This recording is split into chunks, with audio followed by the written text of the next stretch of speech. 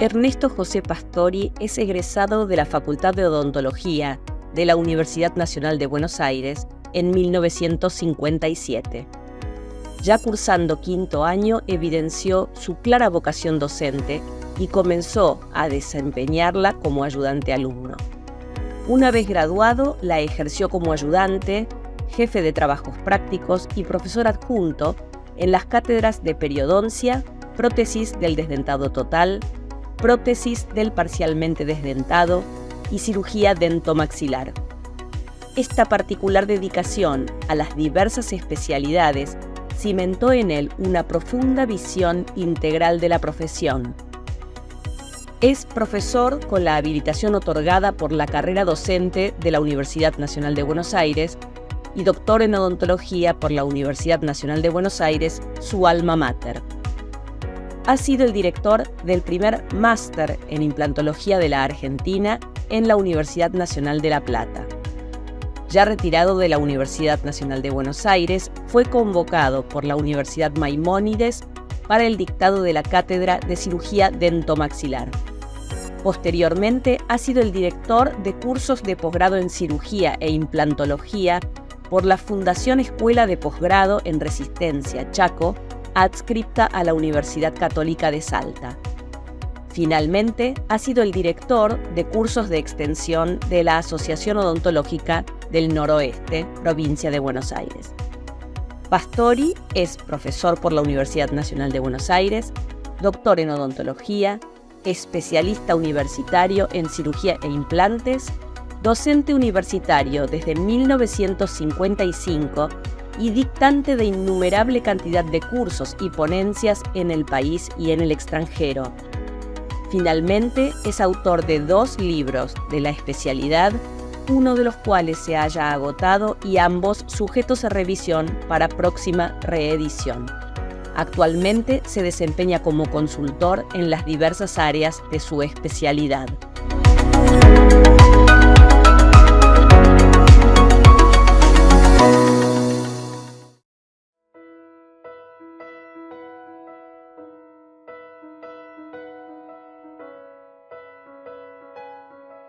Les hago una breve reseña de los implantes.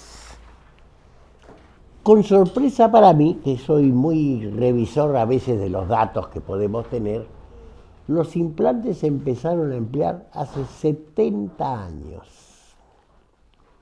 Empezamos con los implantes endoóseos. Se ponía a través del conducto en dientes flojos. Implantes endodónticos, los botones intramucosos que se ponían en la completa, como los broches de presión. Estos tenían el macho en la dentadura y la hembra en la mucosa con un agujerito que la bolita los retenía. No parece que hayan servido de mucho, porque pasaron a la historia.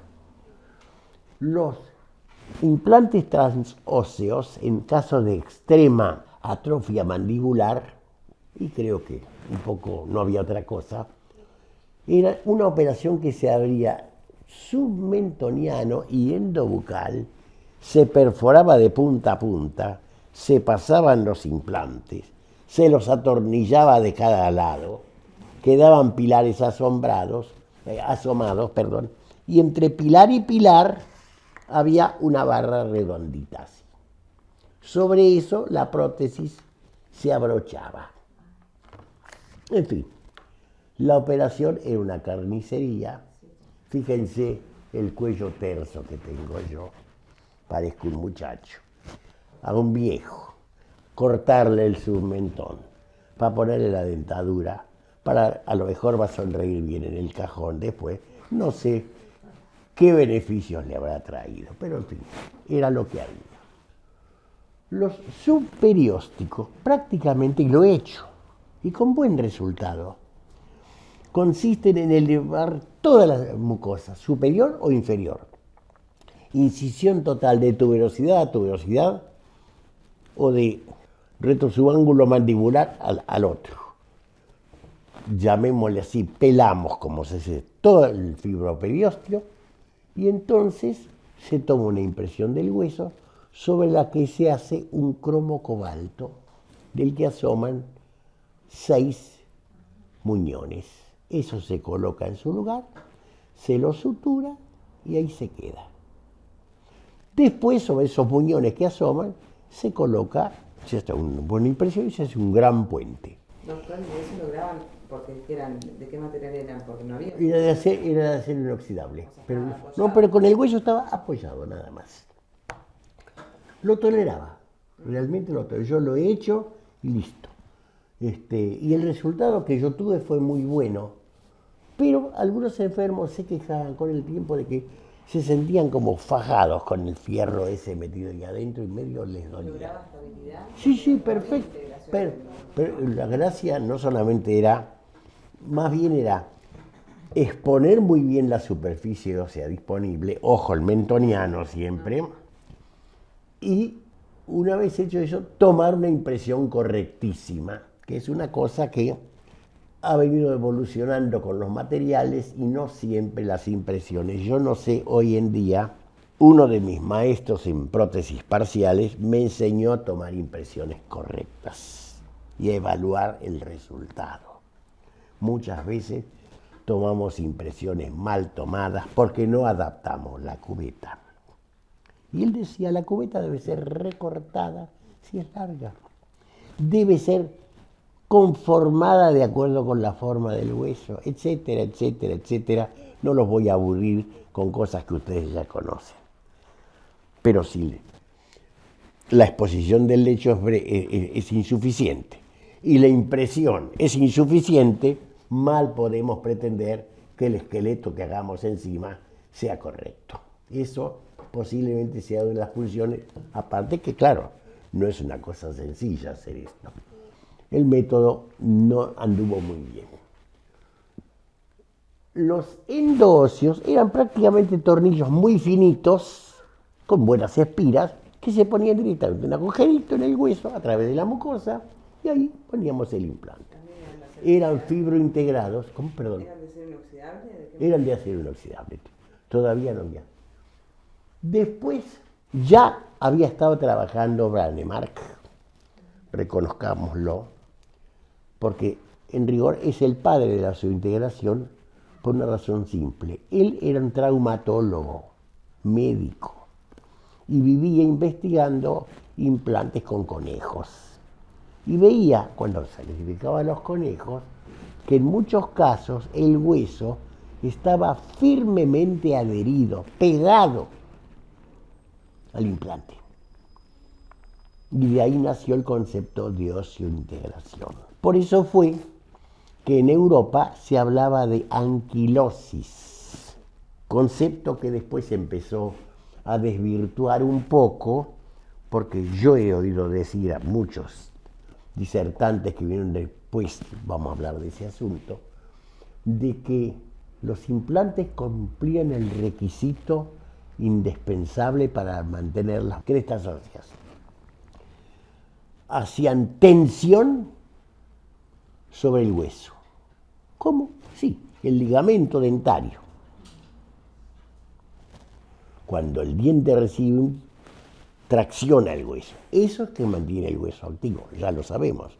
Pero ¿cómo esto que está soldado al hueso recibe la presión y crea tensión en el hueso?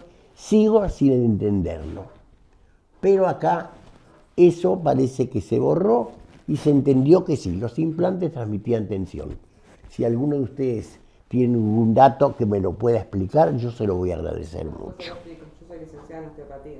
¿Eh? Yo soy licenciada en osteopatía. ¿Y existe, Después es real? hay una- Bueno, me alegro mucho, doctor, después me lo cuenta, en serio.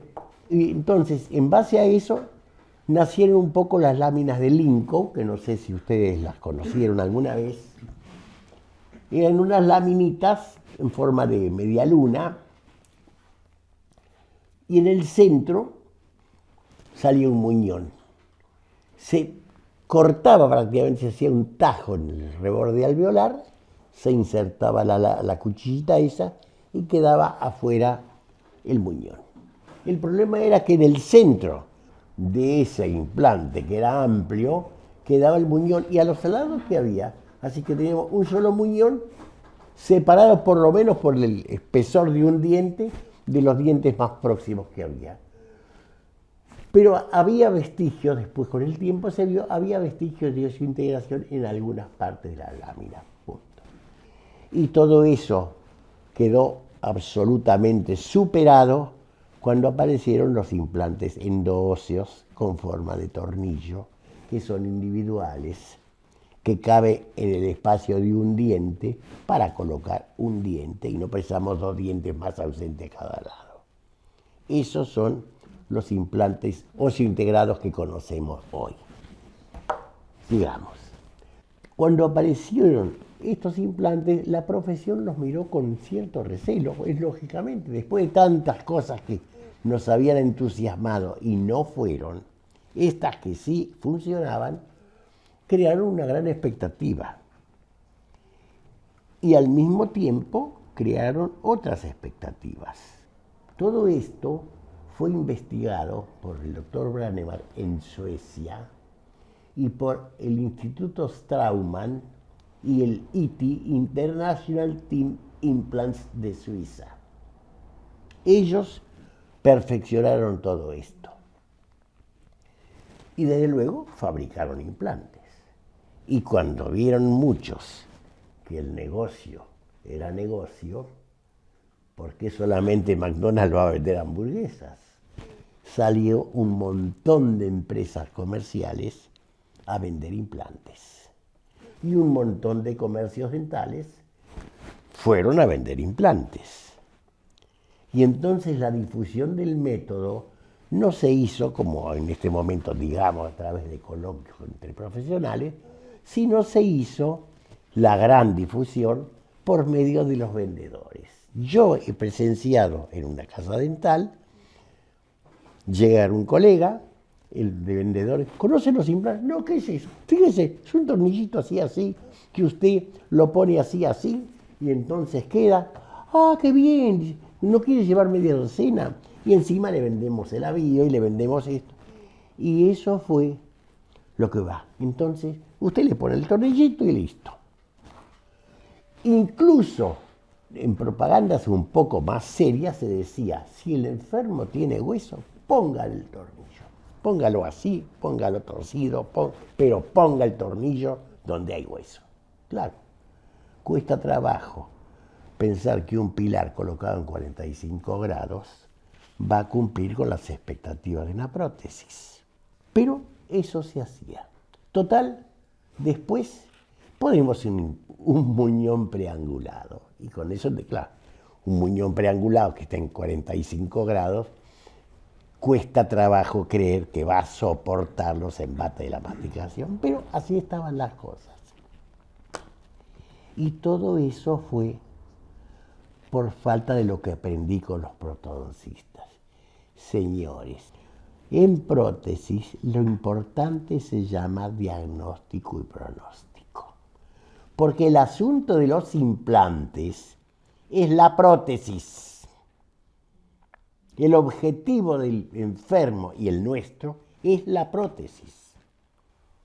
No es el implante. El implante es uno de los elementos de la implantoprótesis. Pero eso exige otra cosa más.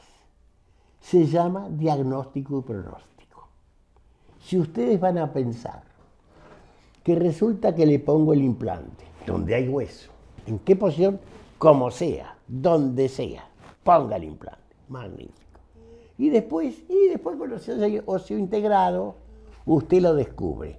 Y entonces, puede ser que le funcione con el muñón preangulado. Ajá. Y entonces el mecánico, porque ustedes saben, Rebosio, no sé si conocieron a Rebosio ustedes todos, Rebosio tenía un chiste muy de él que decía, el dentista recibe al enfermo, el enfermo necesita, con el diagnóstico que le acaba de hacer, un cromo cobalto, y entonces el dentista toma la impresión y se la manda al mecánico y dice, José, haceme un cromo.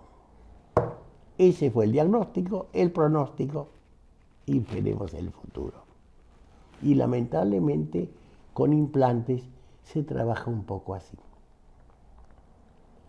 Cuando yo escribí mi libro de implantes, todas estas cosas que estoy diciendo se dijeron, no pretendo que todo el mundo haya leído mi libro, pero es hora de volver a pensar diagnóstico y pronóstico bien hecho. Y como decía mi maestro de prótesis, el viejo Crespi y después Rebocio, para hacer un diagnóstico y pronóstico correcto antes de hacer nada, hay que hacer lo siguiente. La primera se llama, el paciente debe estar presente. Nadie puede saber si un diente es móvil y qué grado de movilidad tiene con un modelo de yeso. El profesional debe estar presente. Nadie está presente cuando hace un diagnóstico si está pensando cuántos implantes te van a costar tanto. Concéntrate en el caso que tenés delante. Paciente y operador, parece ridículo, tienen que estar como elemento de diagnóstico-pronóstico. Los modelos de estudio articulados.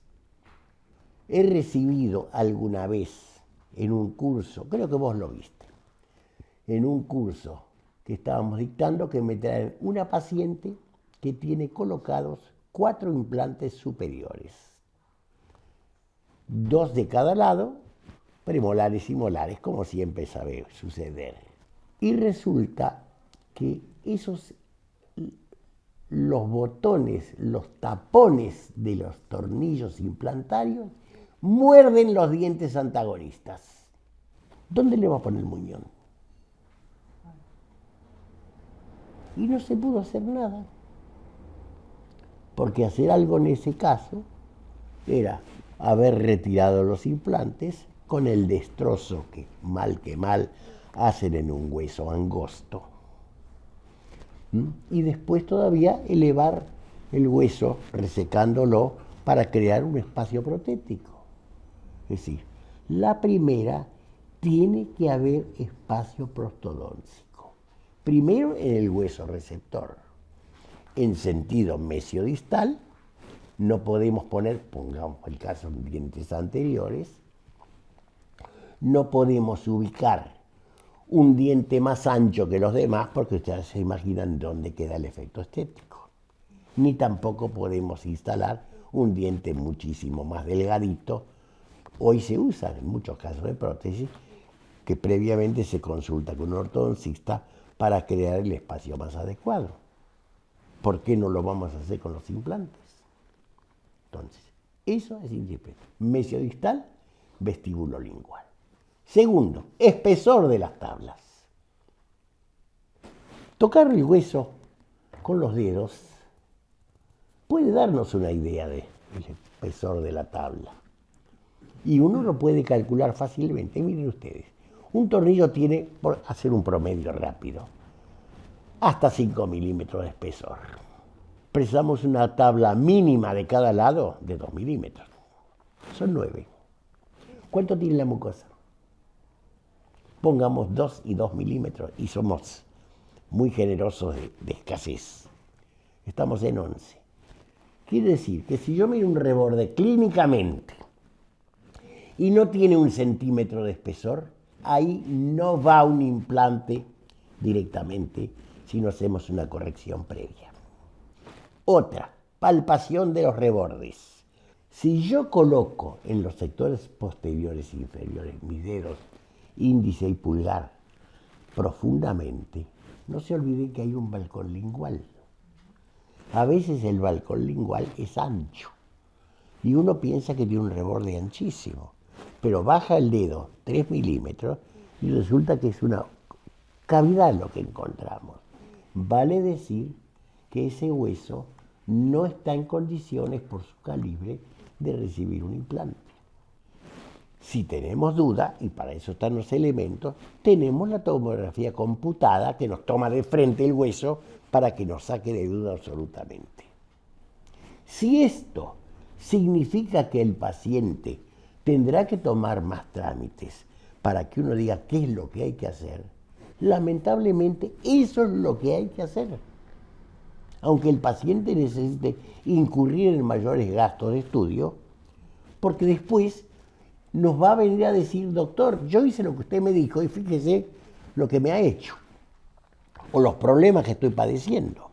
Entonces, diagnóstico y pronóstico significa el paciente y el profesional, los modelos de estudio articulados y la ficha radiográfica del enfermo. Recién ahora estamos en condiciones de decir, ¿qué voy a hacer con este tipo?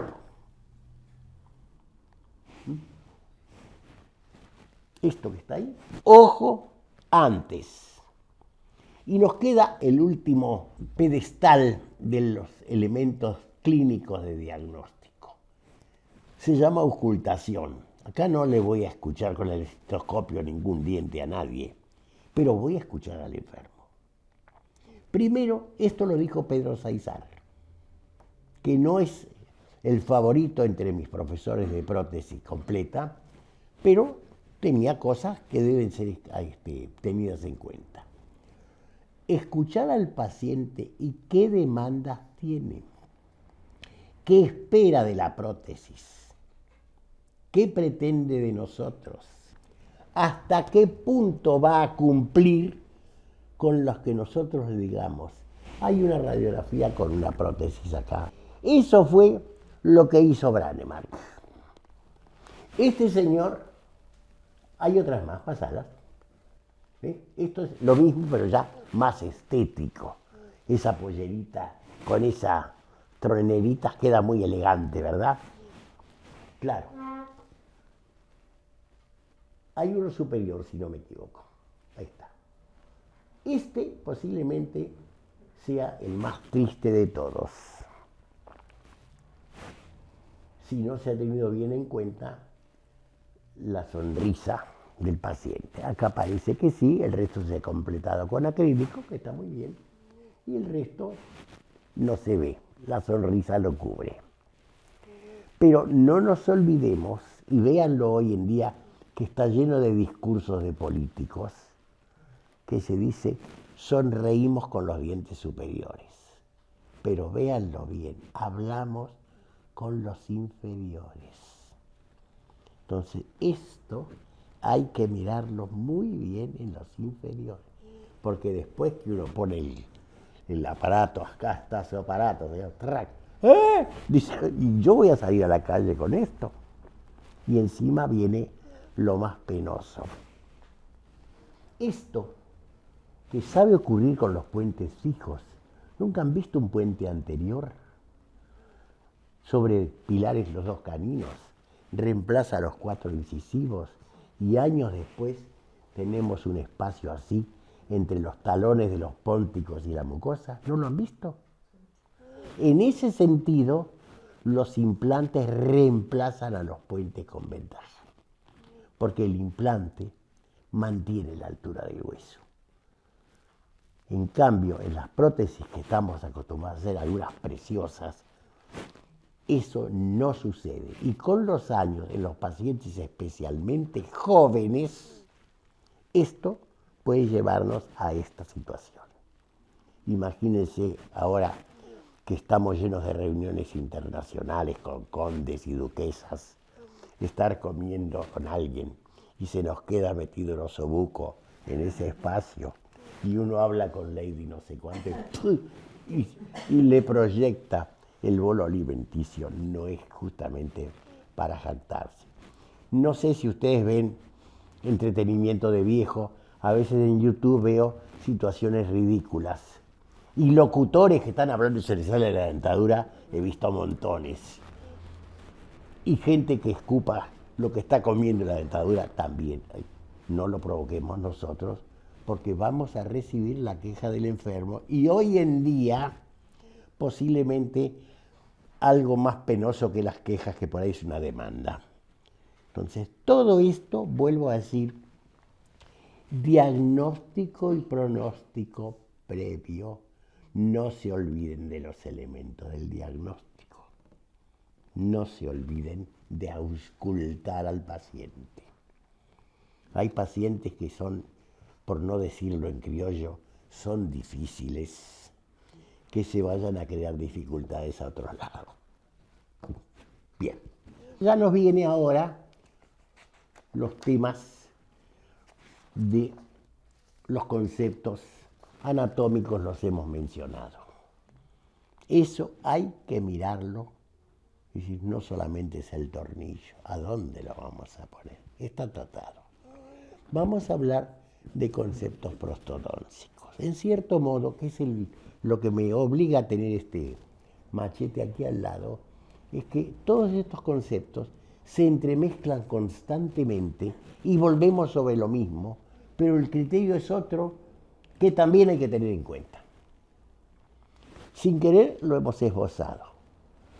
Cuando apareció el método de los implantes osseointegrados, dijimos, lo dije en mi librito, que ya tiene 30 años de publicado, dice, nos hace esperar que podamos con los implantes osseointegrados reemplazar el uso de dientes naturales sanos para usarlos como pilares y usarlos directamente los implantes. Una corona, un diente, perfecto. Alguna vez, hace mucho tiempo, cuando yo todavía era novicio o casi en esto, encontré un colega que había hecho un caso muy bonito, muy bien hecho, que había puesto, yo no sé, no digo 14 implantes porque faltaban muchos dientes del maxilar superior, algunos extremos más largos que el para poner una corona o dos coronas. Y él había puesto implantes, cada corona tenía su implante debajo. Y yo dije, casi es un abuso. Al mismo tiempo pensé, es un buen negocio. Pero hoy lo veo fríamente, conservando el hueso, y ese colega tenía razón. Lo que ustedes, eso son cosas para hablar con el paciente. Cuando digo, escuchemos al enfermo, hablemosle de las expectativas, las que él tiene, las demandas que él tiene, y hablemosle de las posibilidades que tiene. Claro, cada tipo de tratamiento tiene diferentes presupuestos. Pero hagamos esto. Si nosotros no hemos tenido en cuenta estas situaciones, nos vamos a encontrar con algunos inconvenientes. Por favor, Gabriela, los inconvenientes. Esto está bastante bonito. Esto es un colado completo que tiene pinches para recibir acrílico. Los dientes que están encima son de acrílico. Buen trabajo, bien hecho. Lo que se hacía entonces, sobre 6 pilares anteriores y se quedaban voladizos los dos de atrás. ¿Por qué se dejaban voladizos los dos de atrás? Porque estaban los mentonianos, porque estaban los nervios dentarios, etcétera, etcétera. Vamos a volver sobre el tema. Seguí, por favor.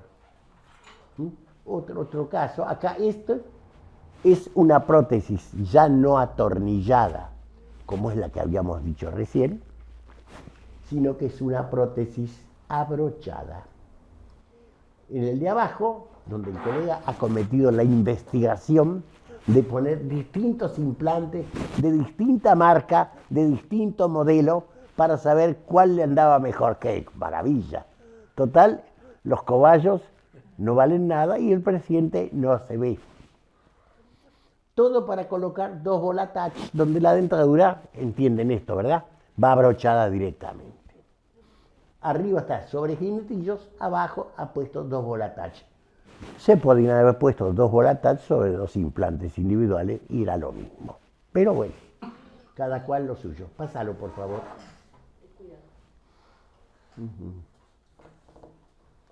Este tipo de dentaduras, las prótesis fijas atornilladas, recuerdan ustedes, son la cosa más difícil en que se puedan meter.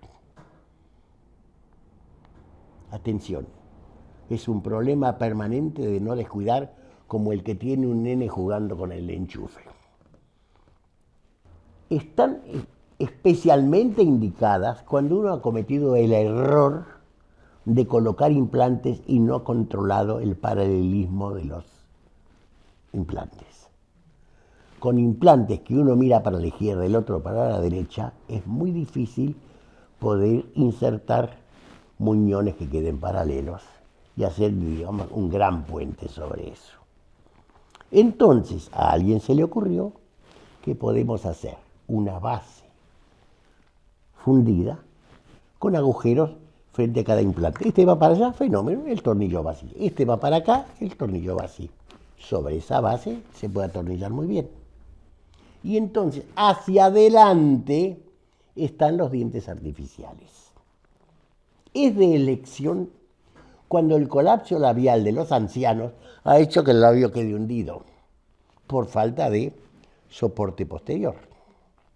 En ese caso, puede ser la indicación precisa de este aparato, aun cuando se pudiesen colocar implantes paralelos.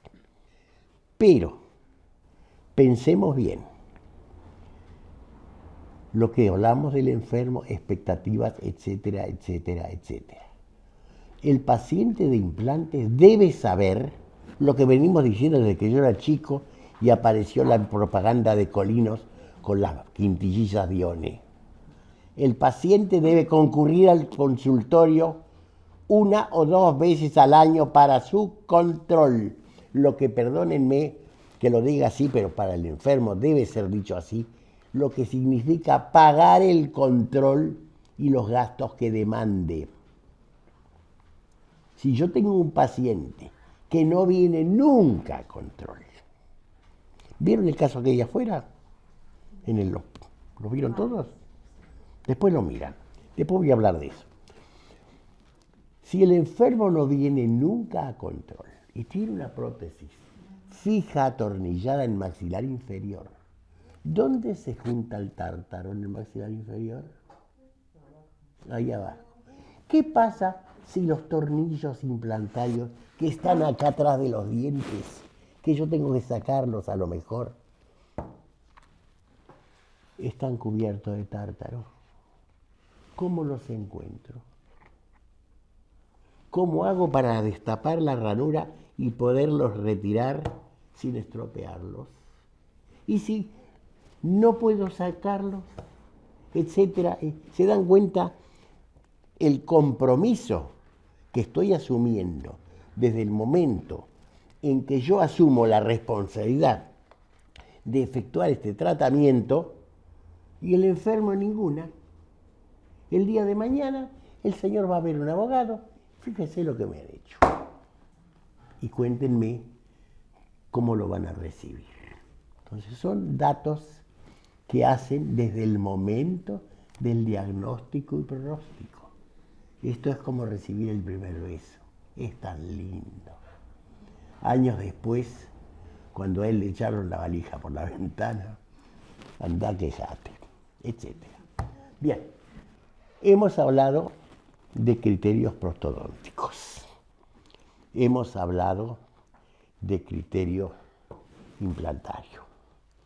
Vamos a hablar un poquito de criterios quirúrgicos. La falta de espesor de hueso nos expone a una cantidad de inconvenientes. Primero, terminamos todo, qué bien, ya está.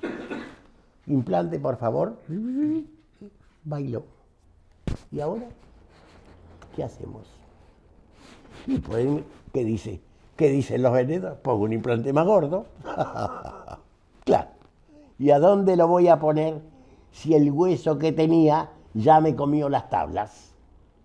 No sé si soy suficientemente claro.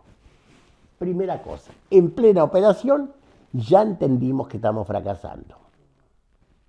Por eso hay que verlo antes. Diagnóstico y pronóstico. Antes. Exposición cervical del anclaje. Esto es muy frecuente. Uno no lo calculó bien. Diagnóstico y pronóstico antes. ¿Y ahora qué hago? Si lo preví y preví exactamente la magnitud en que tendré la exposición, está bien. Entonces estoy preparado para repararlo, porque de entrada hasta preparé el colgajo y otras cosas de las que podamos hablar para corregir eso.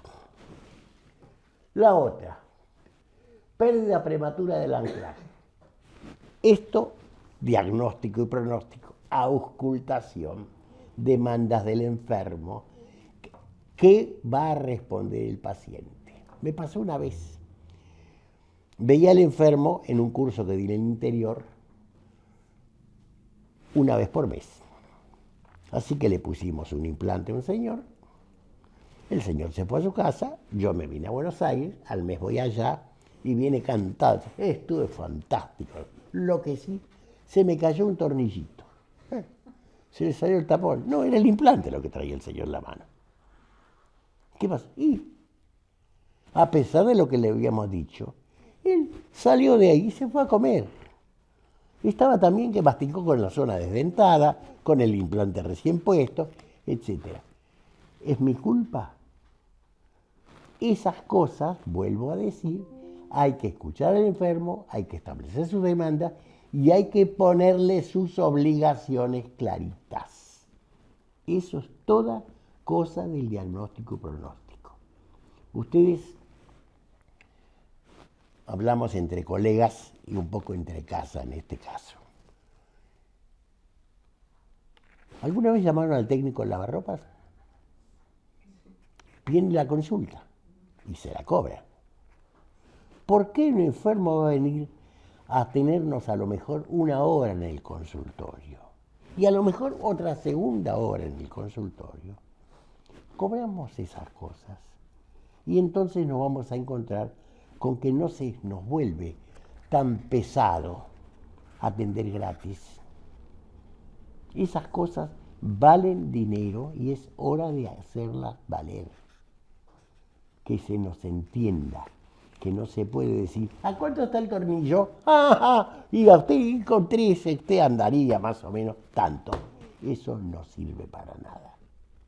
Por favor, es muy importante para una cosa que además de ser cruenta, es costosa y nos expone comercial y científicamente y nos desprestigia cometer errores. Sigo. Movilidad de la prótesis. Esto lo he visto. Viene un enfermo, tengo un implante, tengo la corona acá está. Así que pasa, se me mueve la corona. Les voy a mostrar más adelante una radiografía que es. La doctora Piccolini y otras muy graciosas, ya se las vamos a mostrar. Viene la paciente, una señorita muy bien ella, de muy alto nivel económico, con su corona premolar instalada, móvil. Pero qué cosa. Toma una radiografía. Resulta que ya me llamó la atención que tenía prácticamente 2 premolares soldados, uno sobre el implante y el otro, digamos, voladizo. No era voladizo, estaba sobre otro implante, pero estaba colocado sobre la cara palatina. El molar, en vez de estar así, estaba así. Y encima, como se ve que al hacer el diagnóstico, falta un primer molar, 2 implantes, pero el espacio que te queda es de un premolar. Hubiera puesto un premolar, suponiendo que la articulación, etcétera, etcétera, etcétera. No, él facturó 2 implantes y cuando llegó el momento, el otro se lo puso en el paladar. Y entonces, ¿qué iba a hacer con el implante solo? Le puso las 2 coronas ferulizadas entre sí, soldadas, así que le creó una furcación, que por lo que yo aprendí alguna vez en periodoncia, si algo es un riesgo y peor para los implantes, es la furcación. Es decir, él creó todo para que eso fracasara. Y con una más. Faltaba la mitad de la tabla vestibular. Y otra, la más linda. Estaba expuesto al seno. Hizo todo. ¿Sí? Típico película de los 3 chiflados. No hubo error que no cometiera. Y ahora vuelvo a hablar las relaciones que tenemos con el paciente y las exigencias que debe cumplir el paciente y que nosotros debemos imponer clarito. Le dije a esta señora, que, para empezar, afuera todo. Fantástico. Y que yo iba a ver de cerrar esa exposición de seno que tenía. Que gracias a Dios todavía no tenía más que eso, el seno expuesto. Lo hicimos. La cerré, pero ahora me encontré con la otra razón que había. Faltaba la tabla vestibular. Así que una vez que cicatrizó el seno, que fue mi primera preocupación, cuando volvió finalmente, bueno, ahora qué vamos a hacer, ahora hay que reparar la tabla. Y para eso voy a poner un injerto. Tomar un injerto óseo de la mandíbula o del maxilar superior es la cosa más sencilla del mundo. No voy a hablar de los huesos que se compran, etcétera, etcétera, porque no se trata de establecer una competencia. Pero les digo para ustedes, es muy sencillo de extraer. No precisamos media cresta ilíaca. Precisamos la cara de un dado de lo que uno usa en la generala. Es una cosita. ¿Por qué nos vamos a complicar la vida? Porque yo he usado alguna vez algún sustituto óseo, no hablo del hueso liofilizado, algún sustituto óseo, y me encontré con que en el momento que fui a sacar el tapón para poner el muñón, el implante se me vino con el tapón. Es decir, no había integrado nada. Así que le digo a esta chica, injerto. Y me dice, ay doctor, escúcheme, y ahora que hay unas cosas así, unos huesos. Y entonces, con gran dolor de mi bolsillo, le dije lo que debí decirle. Yo no puedo garantizar el resultado.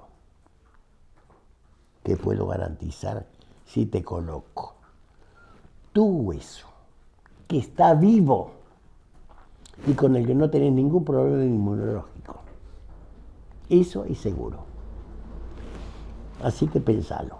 Yo hago eso y no hago otra cosa. Nunca más volvió la señorita. Yo lo lamenté. Espero que no haya tenido que lamentarlo ella. Punto. Sigo. Movilidad de la prótesis. Dolor. Bueno, que uno haya instalado un implante y duela ya es un problema serio. A veces hay que retirarlo. No sé qué habremos tocado ni qué habremos roto. A lo mejor una infección gingival, no lo sé. Pero eso hay que atenderlo y ocurre.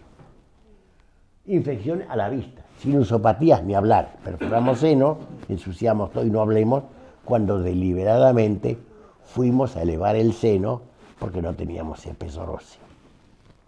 Imposibilidad de instalar la prótesis. Vaya el caso que comenté hoy. Cada implante, uno va para allá, el otro va para allá, no se puede instalar ninguna prótesis, no estaba prevista una prótesis fija, no se puede. No tenemos el espacio protético porque los dientes oponentes o el hueso oponente han invadido el espacio. No se puede instalar la prótesis. ¿Qué le digo? Los implantes están integrados. Eso hay que verlo antes. Eso se llama integración. Bueno, de prótesis antiestéticos ya lo han visto. Y el más triste que me ha pasado de ir a instalar los muñones y encontrarme que uno de los implantes, al querer desenroscar el taponcito, se me vino con el tapón, giró él, no se integró nada. Punto. Esos son los inconvenientes que vamos a encontrar por falta de estudio previo como corresponde. Por eso este curso trata fundamentalmente de integrar los conocimientos que tenemos todos. Y ya lo hice, sí, pero no lo hiciste mirando, pensando en la prótesis que va a poner después. Y sí, no, pero lo hiciste pensando en el colgajo que le vas a hacer. Pero no lo hiciste pensando que hay que reparar aquello y entonces tenés que tener tal o cual precaución. Eso es todo etapa del estudio del paciente. No se debe obviar. Adelante. Bueno, acá ya está. Ficha radiográfica ya lo dijimos. Todo eso está. Y ya vamos terminando. El concepto que yo tengo de estos tratamientos es que los implantes llegaron para quedarse y llegaron para ser la prótesis del futuro. Muy posiblemente, desde el primer momento en el futuro, todo se resuelva haciéndole al paciente los implantes desde el primer momento. Dicen que se escucha mejor cuando hablas de costado. Perfecto. ¿De costado para allá? Mirando al televisor. Me tengo que mirar a mí mismo. Bueno, yo prefiero ver la cara aburrida de ustedes, discúlpenme. Preferiría que no fuera de aburrido, pero sí. No se puede concebir en el futuro tocar los dientes sanos del enfermo teniendo implantes. Eso grabémonos, porque a eso vamos. Los más jóvenes, prepárense para eso, porque esa es la odontología del futuro. No vamos a ver otra cosa. Con respecto a otros aspectos, como son las complicaciones que podemos tener, las vamos a tratar en conferencias posteriores. Voy a exhibir algún caso, no voy a mostrar alguna operación, que tengo muchas filmadas, pero es para otro tipo de curso. Yo quiero con esto integrar todo el conjunto desde el vamos. Ver una película de cómo se hizo un agujerito y se puso un tornillito y después se le suturó encima la encía, no nos muestra nada. Es volcar la experiencia y analizar lo que estamos viendo, lo que nos va a enseñar, a ustedes y a mí también. Gracias a Dios sigo aprendiendo. A veces veo cosas, incluso en gente que si no fue alumna mía por ahí anduvo. ¿Conoce al doctor Gabriel Arana? Sí. Lo conoce. Gabriel Arana, que fue jefe del servicio de odontología, un día yo estaba dictando, un día hace un rato largo era de esto, estaba dictando la maestría de implantes que vimos en La Plata, la primera que hubo en el país. Y uno de los muchachos me dice, doctor, hay un doctor que le pone al enfermo, levanta el seno y le pone un tornillo. No le pone ni hueso, ni liofilizado, ni hidroxiapatita. No mencioné la hidroxiapatita. Otro, creo, Quimera, que ya desapareció, que yo sepa. No sé qué habrán hecho con la que fabricaron, porque fabricaron mucho. Y mucha gente compró mucho. Yo tengo alguna instalada también, nunca me dio los resultados que se esperaban, pero bueno, la propaganda decía que sí, cómprela que es buena. Como decía mi suegra, come que es sano. Y el chico tenía que comer lo que hubiera, no como ahora que quiero galletitas y de tal marca, que es otra cosa. Bien, resulta que me dice, pone un tornillo y nada más. ¿Cómo? No puede ser. ¿Quién es? Me lo averiguo. Gabriel Arana. Gabriel Arana. Y lo llamé. Y entonces Gabriel Arana, que había sido alumno mío, me dijo, pero Pastori, ¿vos sacás quises grandes así? Sí. ¿Y con qué los rellenas? Con nada. ¿Y cómo se cicatriza el hueso? Sí, se hace un coágulo y se seca. Y bueno. Y esto es lo mismo. Dije yo, sintiéndome el burro más burro del conjunto. Y sí, y tuvo todavía una gentileza, me regaló una película donde él muestra eso. Levanta el seno y pone un tornillo que es de fijación en realidad, no de implantes. Es para fijar huesos. Lo pone así, no sé si usted conoce la técnica del seno, que se levanta la tapita, no conocen nada de eso. ¿No? Yo se lo muestro en un segundo, que es muy fácil. A ver, vamos a hacerlo para que se ubiquen bien.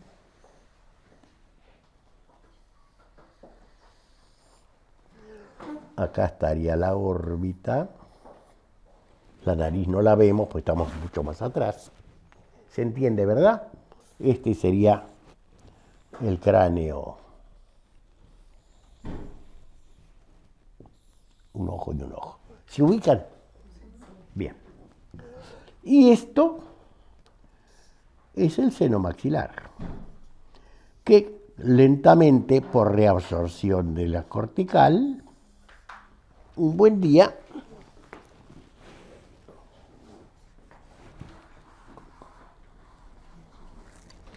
prácticamente no nos deja espacio para colocar este implante. Y entonces, ¿qué hacemos? Vamos a hacerlo más grande para que se vea mejor.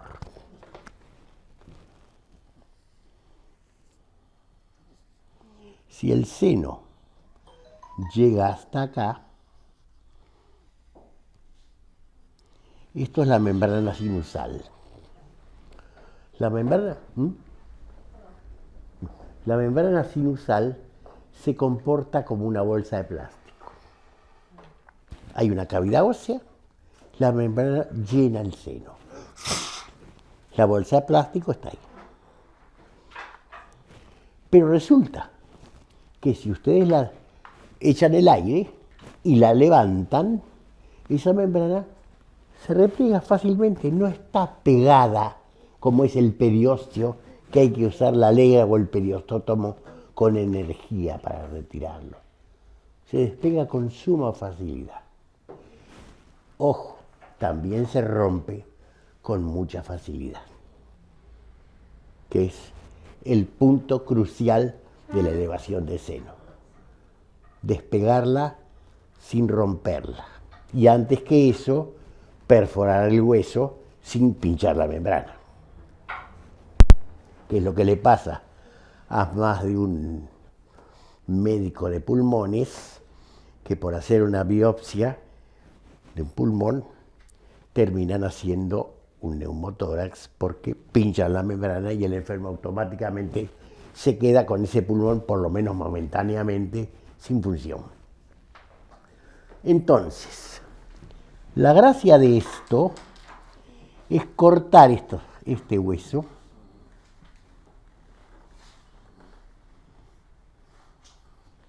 Así que si me lo pongo de costado, a ver, nariz,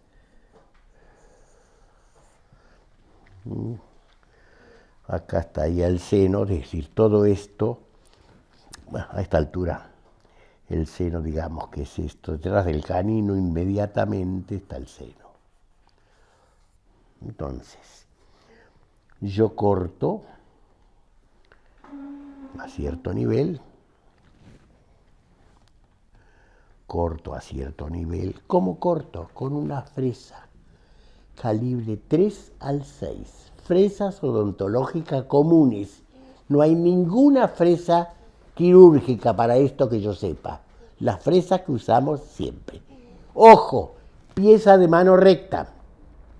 La pieza de implantar tiene ángulo. Acá necesitamos una cosa firme.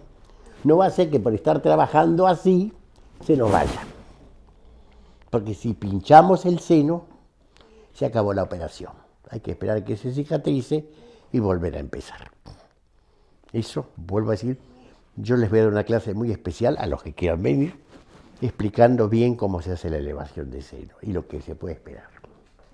Entonces, lo mismo acá. Con esa fresa uno recorre suavecito. Y ahora presten atención porque este detalle no está mencionado en ninguna parte. ¿Se oye bien? ¿Cómo sé que estoy llegando al otro lado? Porque cuando empiezo a fresar el hueso, empieza a salir viruta y yo veo un lecho blanco, como un canal blanco que va dejando el hueso que voy desgastando. Y de golpe eso se empieza a poner oscuro. ¿Y por qué se empieza a poner oscuro? Porque del otro lado no hay nada, hay una habitación cerrada, oscura, que es el seno.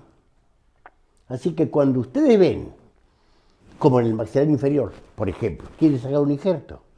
¿Cuándo deben detenerse para sacar una tabla y algo de diplo? La misma historia. Fresa 3 al 6. ¿Cuándo me detengo? Cuando ese hueso deja de ser blanco y empieza a sangrar. Estoy en el diplo. Ahí me paro.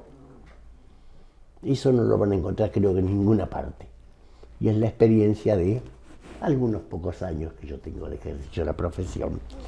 Que ustedes saben, bueno, cómo es la historia. Entonces, acá arriba, la técnica que se propuso decía hacer varios agujeritos y después unirlos con un escoplo. Yo personalmente prefiero hacer lo mismo. Corto el hueso hasta que aparece el diplo. ¿Sí? En el momento en que se pone oscuro, paré. Y ahora viene la historieta. Con suma delicadeza, fíjense que esto ahora, lo que le falta es nada. Lo que queda del otro lado, la cortical interna, yo no sé. Realmente nunca se me ocurrió mirar qué espesor tiene. Pero es mínimo, es una catáfila de cebolla. Entonces, pegan un golpecito aquí, para lo que yo uso uno de nuestros bruñidores de amalgama, el redondito, ¡tic!, y se quebró. Y entonces hay dos maneras de girar eso y se llevan arrastrada la membrana. La despegan completamente. Cuidado acá la parte anterior, bueno, detrás del canino termina el seno. Ahí despacito y acá abajo. ¿Con qué hago eso yo? Primero que nada, tengo un viejo separador quirúrgico. ¿Se acuerdan ustedes? Esos separadores que nos vendieron de estudiantes.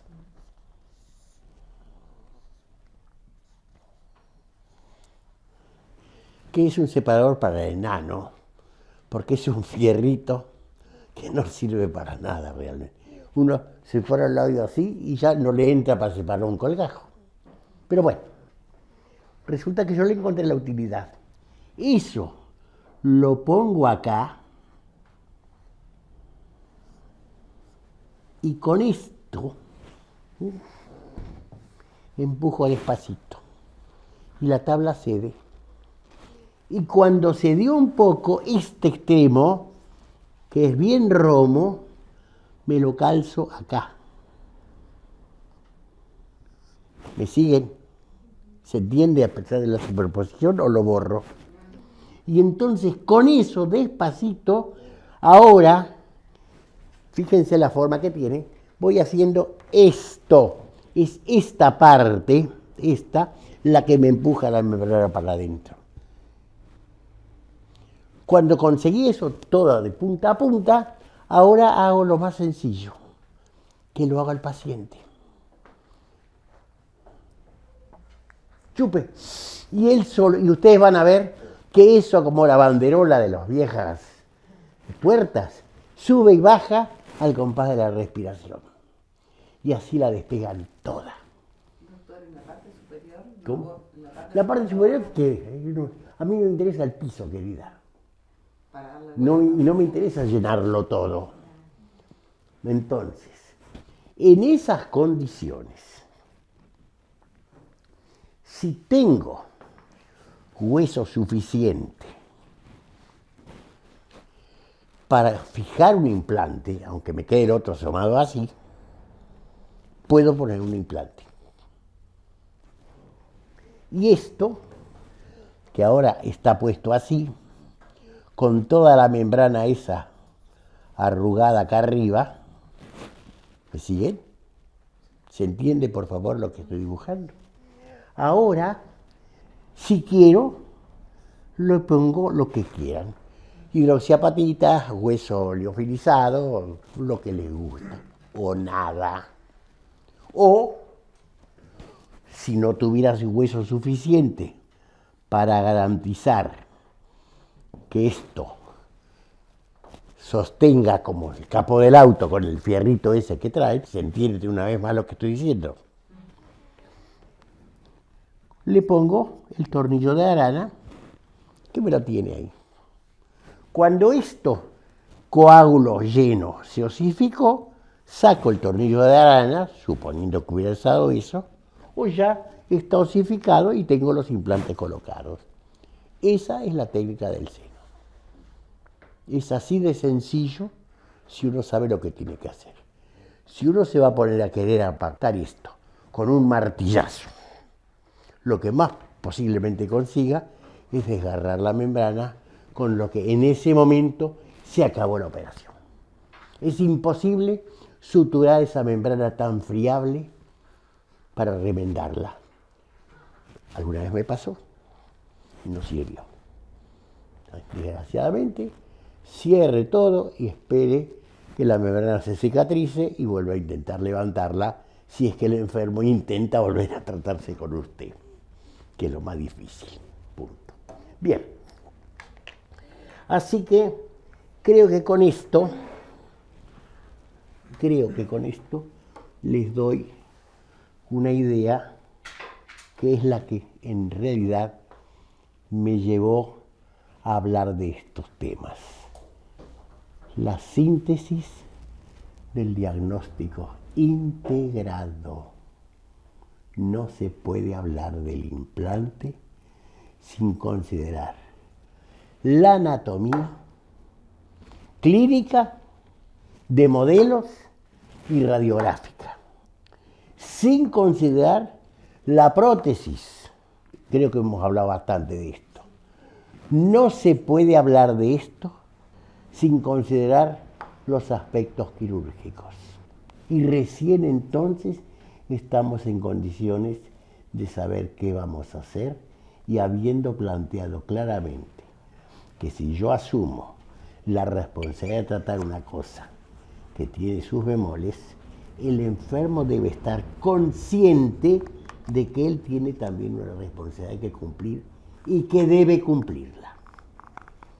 Y que si él no la cumple, el responsable por los inconvenientes que tenemos no seremos nosotros. Está clarito, creo. Con esto creo que ya los aburrí bastante. Estamos todavía casi un poco adelantados. Los dejo para la próxima oportunidad, los que quieran asistir. Muchas gracias. Una pregunta. Yo las que quieran. ¿Cuánto tiempo en el levantamiento del seno promedio deja la sutura? No, una vez que se cerró, que vos ves que la cicatriz está hecha en la mucosa, sacala. ¿Para qué la vas a dejar? Me ha pasado varias veces que yo siempre la dejaba entre 7, 8 días y me pasó con 2 pacientes que, bueno, por supuesto, no siguieron las condiciones normales y a partir de ahí empecé a dejarlo ya directamente 15 días como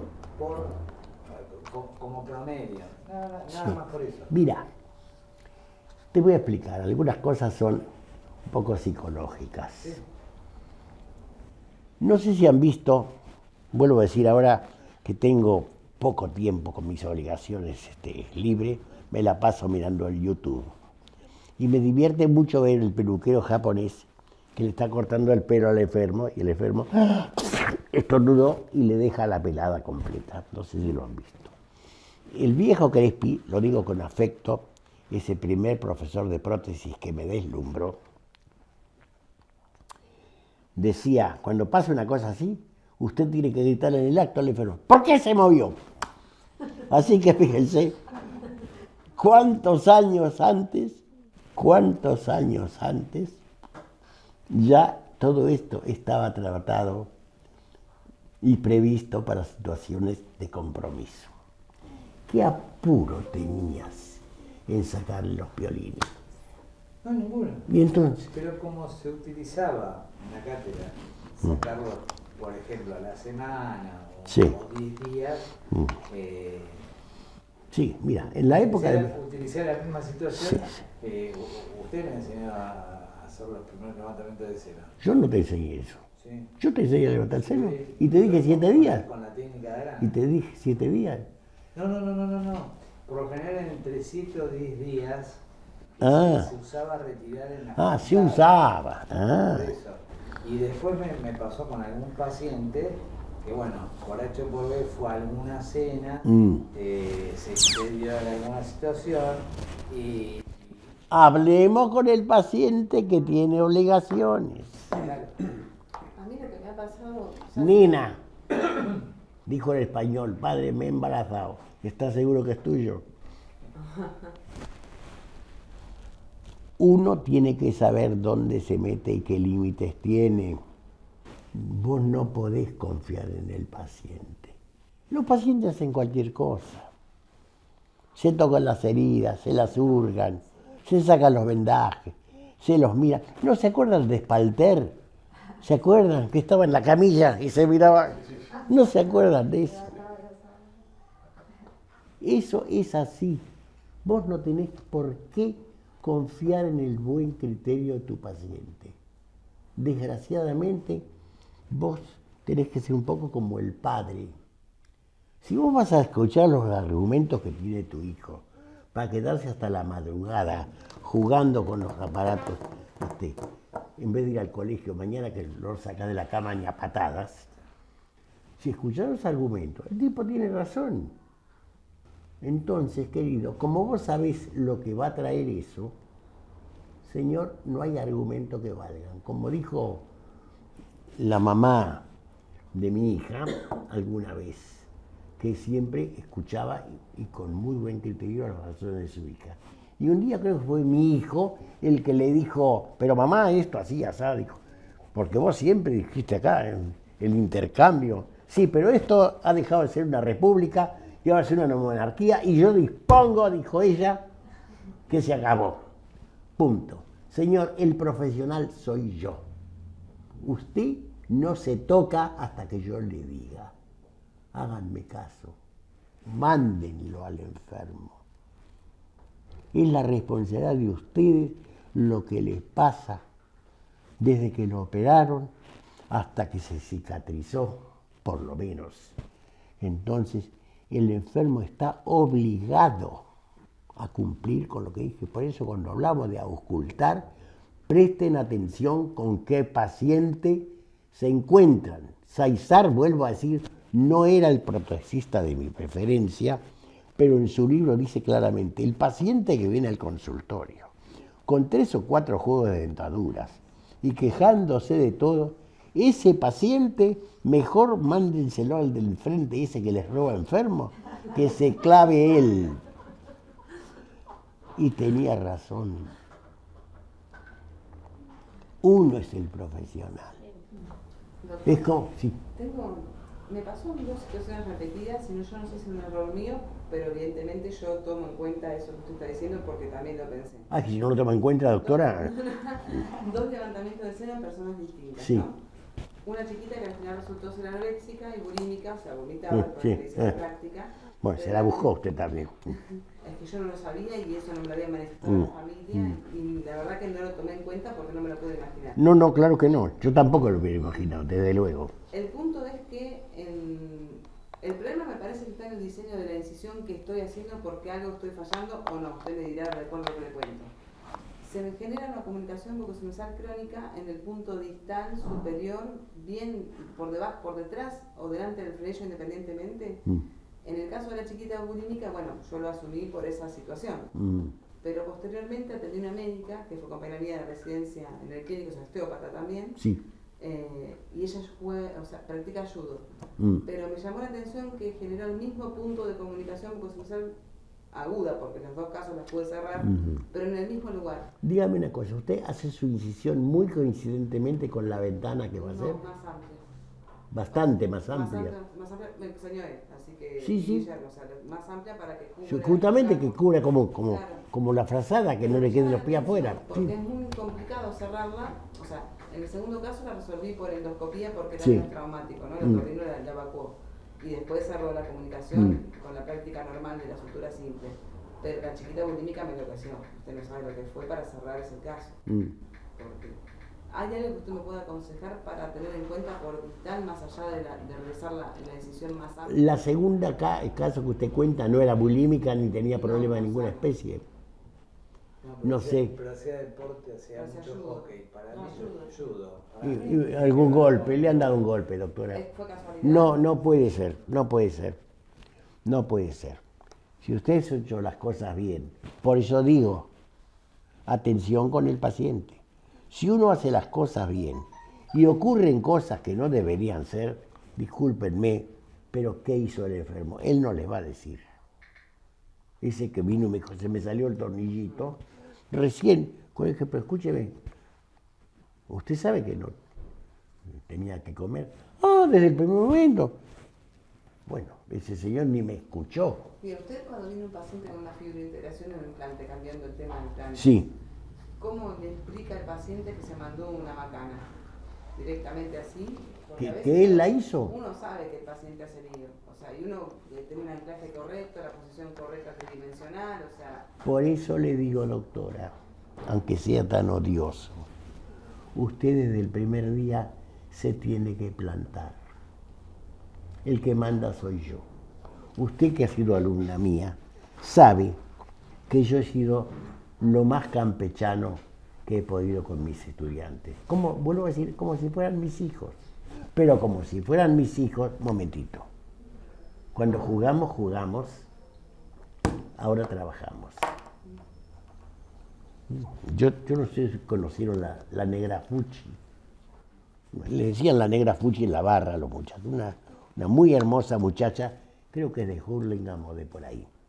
Con esa chica tuvimos un caso muy especial en la cátedra, que si hubiera habido en ese momento con qué filmarlo, esto está fuera de la conferencia, discúlpenme, si lo dejan no me molesta en absoluto.